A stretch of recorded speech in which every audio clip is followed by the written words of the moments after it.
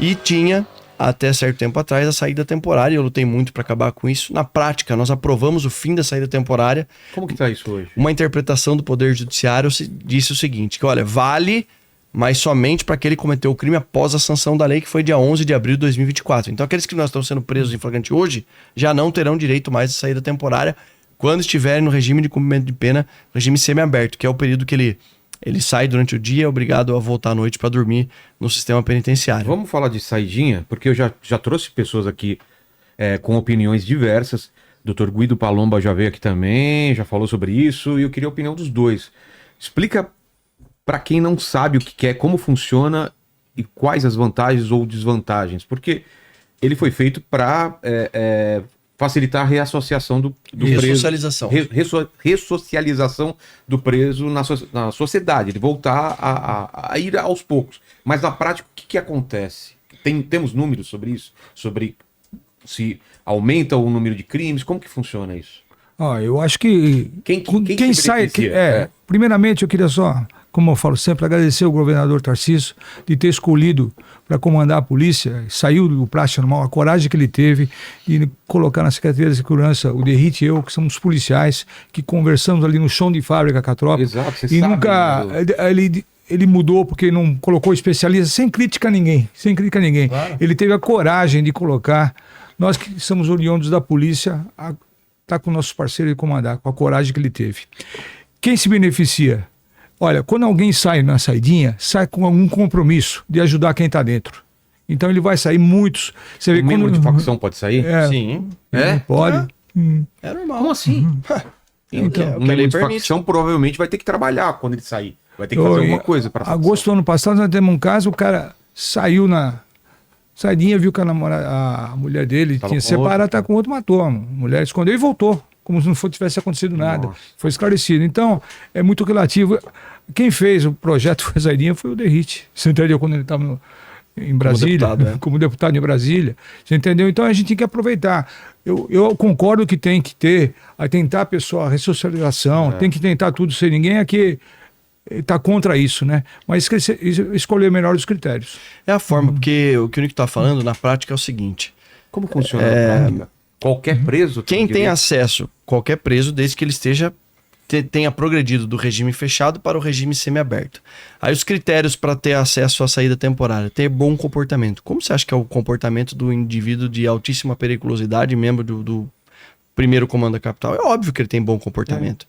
Então nós desenhamos um projeto, eram 76 projetos de lei no meu primeiro mandato. Lembrando que eu sou deputado federal, estou licenciado para exercer o cargo aqui no Executivo, na Secretaria de Segurança Pública em São Paulo.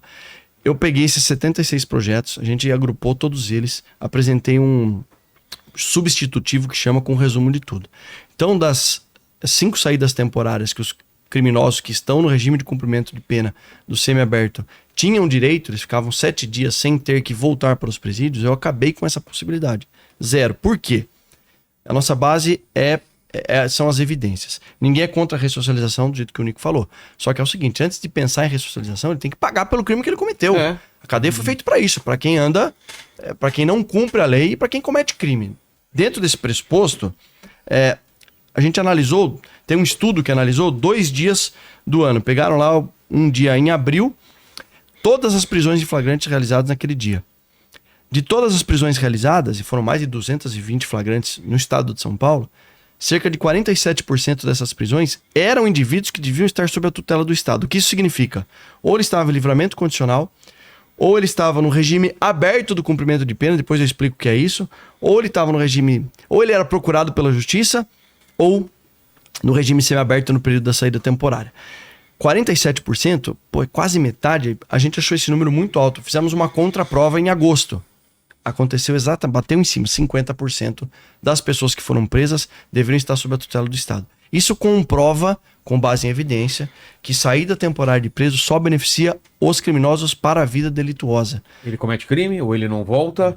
Ou ele não volta, ou ele comete crime, ou ele recebe algumas ordens da facção criminosa para cometer alguns atentados, inclusive contra autoridades.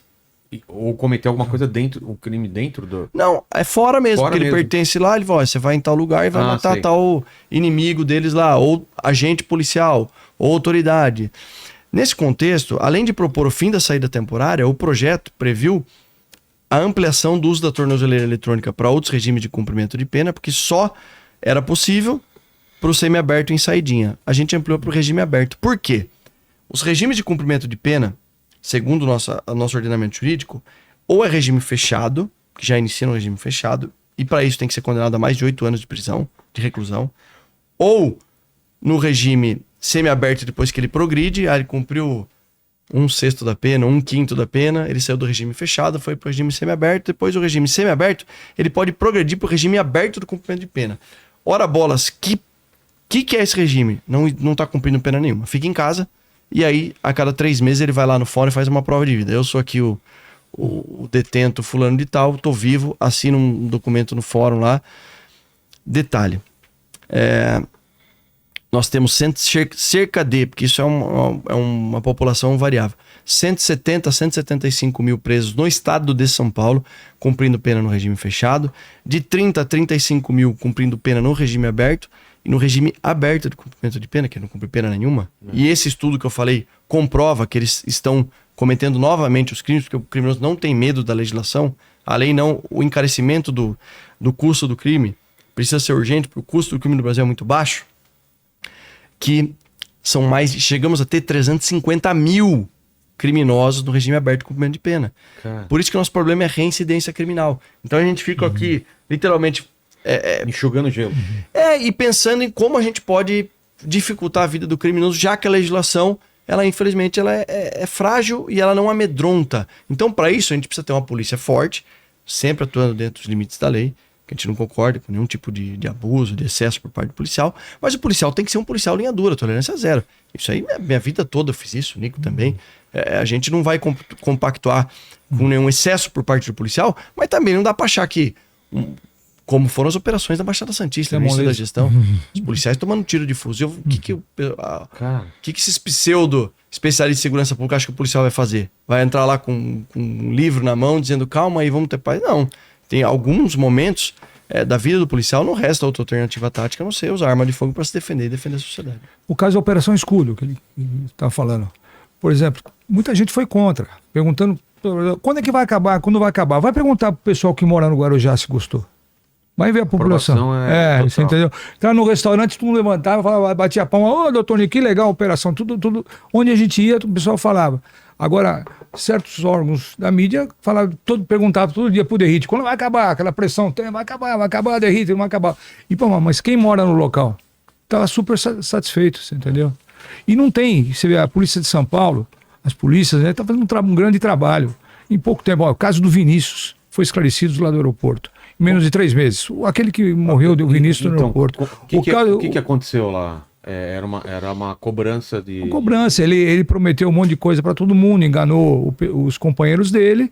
E o fato de ser feito no aeroporto é para mostrar força, porque exatamente, pegar em outro lugar. Né? Exatamente, como os parceiros deles morreram lá pro lado do Tatuapé, você entendeu? Ele foi escolhido para morrer ali, e deu essa repercussão toda, mas a polícia agiu. E cortou na própria carne. Tanto é que a Corregedoria da Polícia Militar que realizou a prisão de 15 policiais militares nessa aqui que estavam ou fazendo a escolta dele, uma escolta ilegal, porque já vi que ele era um criminoso, foi preso, fazia lavagem de dinheiro pro PCC, ou o que a investigação concluiu que os atiradores eram policiais militares. Estão presos por causa disso também. E parte da empresa fala, um empresário, não é empresário, é um bandido. Ele morreu cometendo um crime, lavando dinheiro, trazendo joias de fora, tal, para poder lavar o dinheiro que ele tinha. Então a gente vê, às vezes, a parte da mídia, né, Derrite, enaltecendo o empresário, nada de empresário. Segundo a própria investigação do Ministério Público, foram mais de 400 milhões de reais que confiaram a ele para fazer lavagem de dinheiro em criptomoedas, enfim. Estava falando, o caso do Vinícius resolvido, o caso do ciclista resolvido. Vitor Medrado. Na frente o caso do arquiteto. Parque do Povo. O caso do arquiteto, o caso do CT e tantos outros que são resolvidos que são pessoas anônimas, diariamente. O caso do CT, recentemente, é um agente de trânsito que estava lá fazendo o seu trabalho, foi determinar uma ordem de parada para um indivíduo que estava com uma motocicleta, além do indivíduo bater boca com ele sacou a arma e executou o agente de trânsito do município. Nós fizemos uma investigação, resposta rápida é fundamental nesses casos. Em todos os casos ela é fundamental, mas os casos que geram repercussão, justamente porque atinge a percepção de segurança pública.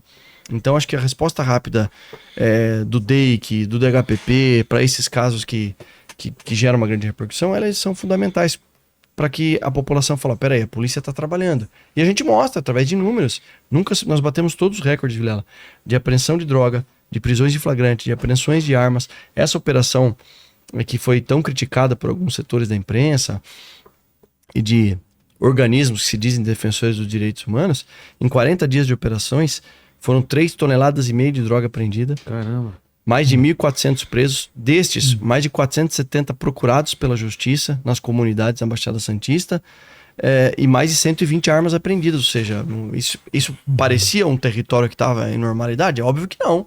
27 barricadas foram desmobilizadas. Se a gente não tomar conta de cada metro quadrado no estado de São Paulo, mostrando que o crime organizado não vai criar um estado paralelo, a gente pode avançar e o desafio, o custo para recuperar depois muito maior. É só ver o que acontece no Rio de Janeiro. Imagina a dificuldade que é para recuperar esse território dominado por organizações criminosas, depois por milícias. Também vale para o campo, onde nós aplicamos tolerância zero a invasões de terras aqui em São Paulo.